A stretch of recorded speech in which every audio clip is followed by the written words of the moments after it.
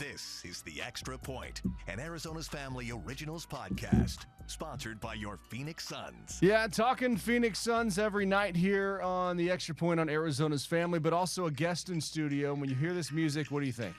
What do you think? A little Sweet Georgia Brown? There we go. All right, so the guest in studio today is a man who needs no introduction because he's the tallest Harlem Globetrotter. He's Hot Rod Joey De La Rosa joining us. I don't know if we keep this. Does this need to be going the entire interview? I'm gonna leave it up to you. If you want to keep it going, we can keep it going. If you want to shut it over, you can shut it over. I love it. I love whistling this with my kids. Do you ever whistle it? What you got a couple kids at home? Do they just whistle it as you go around? Nah, my kids they get on YouTube and they see all the Globetrotter stuff and they be like, Dad, Poppy, and I just be like, yeah, I know. Well, what is it like, man? You're coming to town. You're gonna have a couple stops here in the Valley. People can come out and watch you perform. What is it like being a member of the Harlem Globetrotters and traveling the world playing basketball? It's like I saw something one time, right? And Will Chamberlain said, when as a little boy I saw red, white, and blue and them spinning the ball on their fingers, that was like being a superhero. And that's exactly what it is. It's like being a superhero. Like, you got these colors on, you're world famous Harlem Globetrotters. You going out there and you inspiring not just kids, but people all over the world. So I know when I got this ball and you got number 47, Hot Rod De La Rosa on you, it's go time. So I love it. It's a cool experience, man. It's a cool experience. And you get to wear the same uniform that Wilt wore, right? I mean, that's kind of crazy to think about. Like, he was a Harlem Globetrotter, wasn't he? Yeah. Wilt was a Harlem Globetrotter. Magic Johnson. Was he really? Yeah, honorary. Yeah, he didn't really go out there. I don't know if we got videos of him doing tricks. I ain't got nothing against Magic. I like Magic. But, yeah, there's a few guys that been Harlem Globetrotters, man. And Sweet Lou Dunbar. I know you probably seen him in Scooby-Doo. That was the first time I saw that's him. Right. When they was on Scooby-Doo and he had the afro. They call him Gadget. He was taking all the stuff out of his head when I was like 7 years old. But I liked curling. Curly was my Neal? guy. Yeah, Curly Neal, Meadowlark Lemon. Yeah, Yeah, lived here, and the Globetrotters were out of here for a while. I talked to him quite a bit. Good man. I heard so many great things about Curly. He said he was cool and he was always happy. Like me, like I'm always happy. Well, so tell us about you have a couple of events coming up here in the Valley, but what should people expect? What goes into playing for the Globetrotters, trying to put on a show, but also trying to win the game and everything like that and have some fun? When you come to a Harlem Globetrotter game, you're going to see some amazing slam dunks. You're going to see some trick passes. You're going to see some half-court shots. I can't tell you everything. They got to come to the game. We're going to be playing at Desert Diamond Arena February 21st at 7 p.m. And if they can't make it to that game, the next day we'll be playing at the Footprint Center on February 22nd. And we have two games that Saturday. We got one at 2 p.m. and then we got one at 7 p.m. But if they can't make it to any of those two games, it's all right. All you have to do is go to HarlemGlobetrotters.com, see what city we're going to be at anywhere around the world, and pick your location and say, hey, I'm going to see the Harlem Globetrotters. We'll be in L.A., we'll be in New York City, we're even going to be in España, República Dominicana, or Germany. So you just have to pick where you want to see the Harlem Globetrotters, and you're going to be like, all right, it's go time. What's it been like for you traveling the globe playing in all these towns, but also playing in your native Dominican? For me, it's been amazing. And then it really hit me when I played in the Dominican Republic. And I'm like, I was playing here, like, playing international ball overseas. But it's not the same thing. And now I'm here as a Harlem Globetrotter. And I have all the people remembering me and saying, Joey Louis. Oh, va a jugar. Tú estás jugando con los trotamundos de Harlem. And I'm like, yes, I'm a Harlem Globetrotter now. And they be like, yo, that's crazy. Like, we can't wait to see you.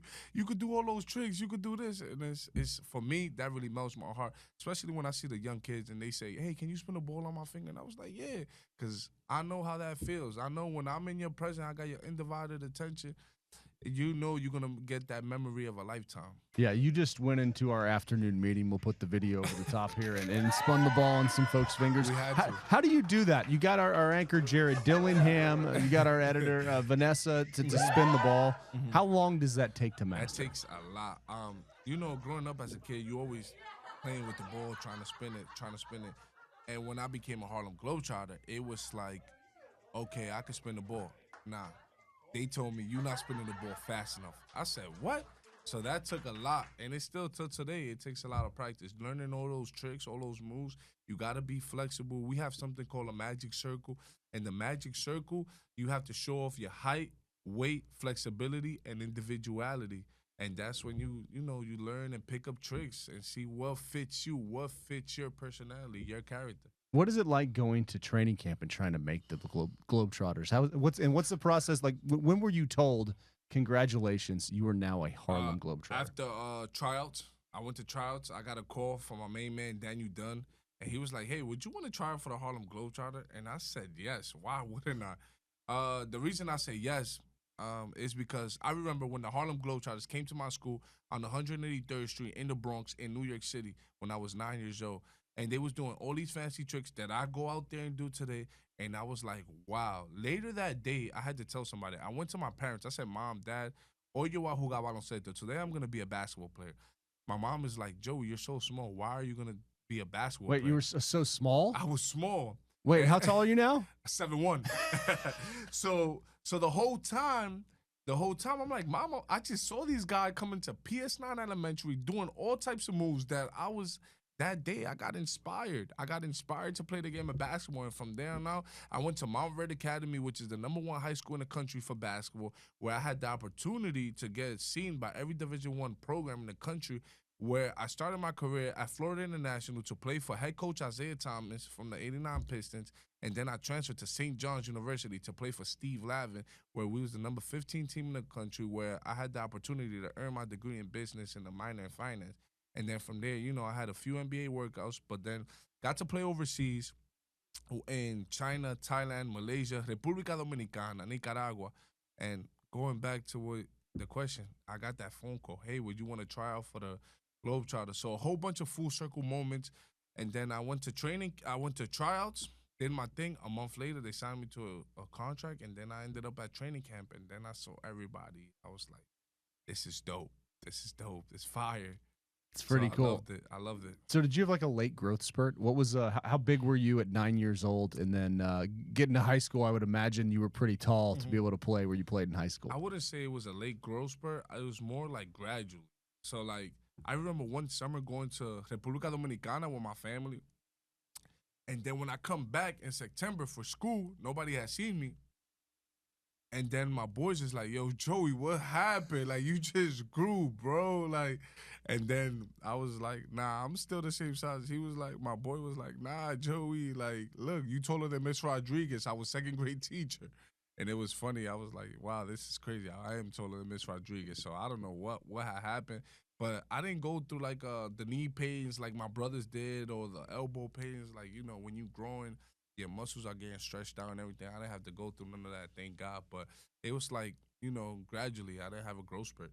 Yeah, and going to the big high school, playing college basketball with Isaiah Thomas, who now is, I mean, he's around the Suns organization, so you get a chance to reconnect with him when you're in Phoenix. Yeah. I'm actually playing, doing a halftime show tonight at the Suns and Clippers games. Yeah. So if I see him, it's all love.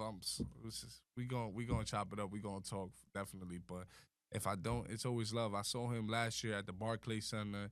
We brought back so many memories. Hugged it out. The video actually went viral. Everybody was talking about that. So it was love. It's always love when I see Coach Isaiah. It's always love. So can he do the show with you? Like how does your skills for basketball translate with his? I mean, he was such a good player. How long would it take him to pick up? Like, what are some of the things that you do with the basketball in the show? I think he will pick it up real quick because I saw like a documentary one time. I think it was like last year or 2 years ago, and he said Curly Neal helped him how to dribble.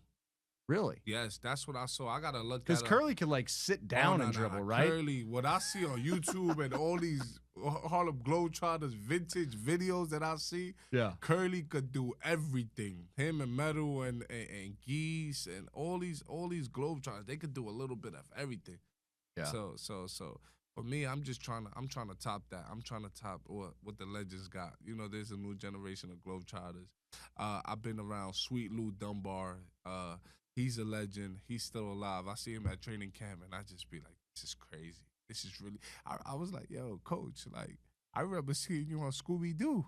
Like, I remember 7 years old, me and my brothers was watching Scooby Doo, the Harlem Globetrotters on Scooby Doo. Like, it's funny. So, for me to see that then, and for me to be around Sweet Lou Dunbar, it's just crazy. But to answer your question, I think Coach Isaiah, everybody knows the ball player he was. I think it would be pretty easy for him to pick up the tricks. I think it would. What are your tricks? Like, what can people expect? You had the ball roll. We got the ball roll like around like. How? Yeah, I don't know if you can do it with microphone there, but I can do it with one hand. Yeah. So what? This one. Yeah. And then we got the all around. Yeah. And what would you? So kids, kids who wanna learn the game, have some fun. What would you recommend? Dribbling, like as a big man. How does? What prepared you to kind of be athletic and have some fun and be able to move like this? Just for me, I was a baseball player before I was a basketball player before anything. Yeah. My father put that baseball and that baseball bat in my hand. He said, "Oh yeah, you're gonna be a baseball player. You Dominican. We from Dominican Republic. That's the first thing. But then we moved into New York City and it's cold. Like it ain't even hot. Like." So I gotta play basketball. We playing basketball in the park. But I would tell these young kids just be try to be flexible. Kids are really flexible nowadays, and just work on your ball handling. Like if you work on your ball handling and your basic fundamentals of basketball, your footwork and like your shooting form, then everything is easy. Like the tricks and everything, you can always learn that. But the basic fundamentals, that's key. That's like I feel like that's something that helped me because I was always a big guy, but I didn't want to be seen like, oh, he's a slow big guy, Yeah. I was like, okay, I'm flexible. I could keep up with the rest of the group, and so we got something called a hop. If you see me in that hop, which is the 3-man weave, you're gonna be like, what? You got this big guy, 7'1", 280, like look at him go. So I'll tell you one thing, they don't call me Hot Rod for no reason. Well, you got the sky hook too, man. Yeah. Why, I really feel like that's like Kareem scored more points than anybody. Mm-hmm. Why don't big guys shoot the sky hook? I feel like you could teach so many guys in the NBA that move. That's the basic. That's basic right there. The hook shot, the sky hook, the shot put. Those are all. It's like kind of the same, all three shots, and it's right there, right close to the basket. But the way the basketball in the NBA is going right now, they want a big guy that can shoot the three. They want a big guy that can dribble, that can run the floor. They kind of falling away from that back to the basket big. But think about it. If you had a back to the basket big that was dominant, like you couldn't stop that. Like you remember Shaq, Pick your poison. Yeah. Like you had the double team Shaq, they still couldn't stop him. Triple team Shaq, they still couldn't stop him. He was just up there. He's just big. Like, he was really too big. Like, so I feel like, the NBA is kind of shying away from that now because, all the big guys want to shoot threes and they think that's cool. And I'm going to be honest, if you're a big guy, you got to get on that block and get dirty, man. Right. It's beautiful. Beautiful, the big guys, big man basketball. I think everything's cyclical in these threes. I mean, There's a game this year, Charlotte and Chicago. I think they shot 73s and made 13% or something. Everybody's shooting it. The bigs, the guards, everybody's shooting it. Nobody want to get on the basketball. Yeah, nobody want to get on the post no more. Right. Well, tell us. Okay, so tell us. The show with the Globetrotters. What can we expect? What are some of the things that you like to bring out and show the crowd? Who's the opponent and who are some of the big stars that'll be on your team? Okay, so we got. I feel like everybody on the Globetrotter is a big star. Like to me, like you on the Globetrotter, man. You earn your nickname one, and you already show that you can hoop. And now you got tricks. Like that's you a Globetrotter. Like you can't top that. Any given night, any one of us could go. Like we running this play for this guy. We running this for me. Like okay, any one of us could go. And then we play the Washington Generals. Like they've been trying to beat us in 1971. They can't beat us. I mean, they're good athletes, good ball players, too. They come out every single night and try to beat the Harlem Globetrotters. But, we got all the moves. We got all the moves in the book. So you can't really beat us, Is there pressure to keep the winning alive? I mean, because you got to put on the show and you got to win, too, right? Yeah. It's I wouldn't say it's pressure, but it's like, man, we got to be on our P's and Q's. Because, if they have a good night and they're making 4-point shots all night that's 40 feet from the basket, that's Steph Curry range right there. Like, we got guys on our team that's doing that regularly. So we make sure we on our P's and Q's. But you know what I do when the game start? Right off the bat, give it to me in the post. Barbecue chicken. Ain't nobody guarding Hot Rod, man. And yeah, 3 games in a day, man. You got to be in shape for that for sure. Yeah, 3 games in a weekend. Yeah, definitely. It was 3 games in a weekend. More than 3 games in a weekend. We in a different city each and every day. Yeah. Different city each and every day. We visit more than over 300 cities a year. So you definitely got to be in shape. Got to be able to run up and down. Got to be able to, like you said, just really be in tip-top shape. Yeah. And what does it mean for you to be a goodwill ambassador? Oh, being a goodwill ambassador for me, like we was talking off air, you know what we do on the basketball court. Tricks, the hook shots, the moves, everything, spinning the ball. But for me, it's more about what we do off the court, me going to the elementary schools and talking to the kids and preaching that positivity message to them. Listen to your parents, stay in school, work hard. Or going to the hospital. There's a lot of patients that are Harlem Globetrotter fans, and they see us on YouTube, they see us on our show, but they can't come to the game. So you know what we do? I go into the hospital and we bring the Harlem Globetrotters to you and give you that memory of a lifetime. Let me spin the ball on the finger. Let me do some tricks. I want you to rate me. Be honest with me. If my tricks are good, tell me they're good. If they're not, then they're not. But you know how I got all the moves in the book. So that's what it is for me. And I like, we like going into different communities. We have our show called Play It Forward. It comes on NBC and Peacock, and then it comes on Telemundo every Saturday. It's called the Harlem Globetrotters, Ganando con la Comunidad.